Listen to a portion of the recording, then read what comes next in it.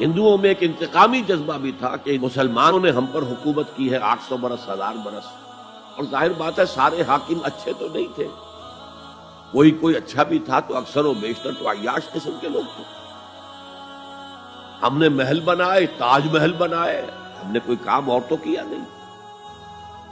دین کی تبلیغ تو اولیاء اللہ نے کیا، صوفیاء نے کی، کبھی بھی سرکاری سطح پر، حکومت کی سطح پر یہاں تبلیغ اسلام کا اہتمام نہیں ہوا۔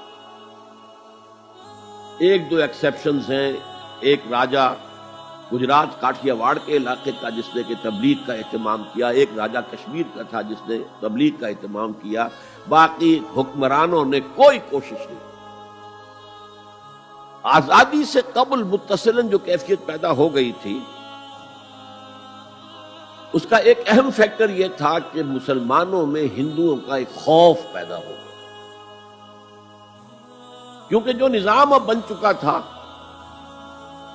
وہ تو یہ تھا کہ ووٹ کی بنیاد پر فیصلے ہوں گے، ون مین ون ووٹ۔ اس کے اعتبار سے مسلمان اقلیت میں اور غیر مسلم ہندو یہاں اکثریت میں، تو گویا کہ ہمیشہ کے لیے اگر ایک ملک کی حیثیت سے یہ ملک جو ہے تقسیم آزادی حاصل کرتا ہے تو مسلمان غلام ہو جائیں گے، ان کی تہذیب بھی ختم کر دی جائے گی۔ شدھی کی تحریک شروع ہو چکی تھی، ان کا مذہب بھی تبدیل کرنے کی کوشش کی جائے گی۔ میوات کے علاقے میں بڑی زبردست تحریک اٹھائی گئی تھی شدھی کی، جس کا توڑ کرنے کے لیے مولانا محمد الیاس رحمۃ اللہ علیہ سامنے آئے اور تبلیغی جماعت کا انہوں نے سلسلہ شروع کیا۔ یہ اصل میں میوات کے اندر جو شدھی کی تحریک تھی اس کا جواب، اس سے حفاظت مسلمانوں۔ تو اندیشہ یہ تھا کہ ہندو ایکسپلائٹ کرے گا، ہماری تہذیب کو ختم کرے گا، ہماری زبان کو ختم کرے گا، معاشی طور پر ہمیں ایکسپلائٹ کرے گا، مفلوج کرے گا، اور اپنی سی کوشش کرے گا کہ ہمارا مذہب بھی تبدیل کرا دے۔ مسلمانوں کی ایک قومی جماعت، اگرچہ وہ شروع میں قومی اس کو کہنا غلط تھا، وہ نوابوں، جاگیرداروں، نوابزادوں ان کی جماعت تھی مسلم لیگ، جو 1906 میں قائم ہوئی۔ مسلمان عوام کا اس سے ساتھ کوئی نہ رابطہ تھا، نہ ان کا کوئی رابطہ عوام کے ساتھ۔ اس کی جو 1906 سے لے کر 1924 تک کی جد و جہد ہے، وہ ساری دفاعی جد و جہد تھی۔ ہمارے یہ حقوق ہونے چاہیے، ہمیں اس کی ایشورنس دی جانی چاہیے، ہمیں سیپریٹ الیکٹوریٹ دیا جائے، اور یہ کہ اس سے بھی آگے بڑھ کر ہمیں مرکز میں کچھ زیادہ حیثیت دی جائے تاکہ ہماری بھی کوئی حیثیت ہو، کوئی توازن پیدا ہو سکے۔ بس اسی پر ساری گفت و شنید تھی۔ اور اس کے ضمن میں محمد علی جناح جو ہیں وہ تو پروفٹ آف لو قرار دیے گئے تھے، اتحاد کا پیغام بر۔ وہ 1906 میں تھے انڈیا میں موجود، مسلم لیگ میں شامل نہیں ہوئے تھے، کانگریس کے رکن تھے۔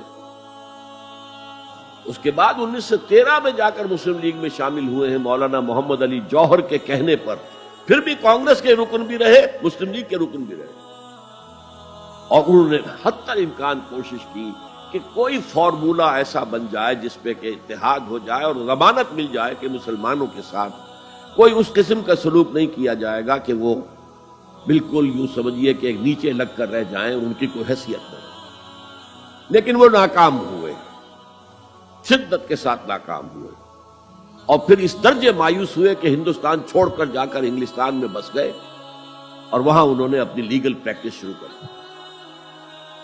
ایس ایم اکرام صاحب جو ایک بڑے مصنف ہیں، آب کوثر، موج کوثر، رود کوثر کے جو مصنف ہیں، وہ اہم ترین کتابیں ہیں 3 مسلم انڈیا کی، political as well as cultural history, ثقافتی جو معاملہ ہے وہ بھی ساتھ ساتھ ہر دور میں کیا اس کا رنگ رہا ہے، اس کو بہت ہی سمجھیے ایک بڑے ماہرانہ انداز میں انہوں نے بہت عمدگی کے ساتھ مرتب کیا۔ وہ اس وقت آکسفورڈ میں پڑھ رہے تھے، طالب علم تھے، نوجوان، وہ ملے محمد علی جناح سے۔ اس وقت تک ابھی وہ قائد اعظم کا تو خطاب انہیں نہیں ملا۔ اس نے کہا آپ ہندوستان چھوڑ کے کیوں آ گئے؟ ہندوستان کے مسلمانوں کو تو آپ کی ضرورت ہے۔ تو انہوں نے سخت الفاظ کہے تھے کہ ہندو ناقابل اصلاح ہے۔ یہ اس وقت کی ہندو قیادت پر ان کا تبصرہ تھا،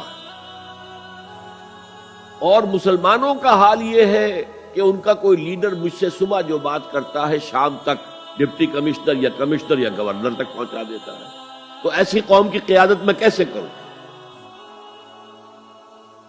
لیکن اصل میں ایک ٹرننگ فیکٹر آیا ہے، turning point in the history of Muslim league movement, and that was 1930۔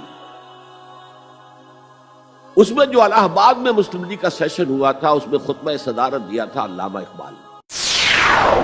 يا رب فاجمعني بكل الصحب والأحباب واكتب لنا أن ندخل الجنات بالريان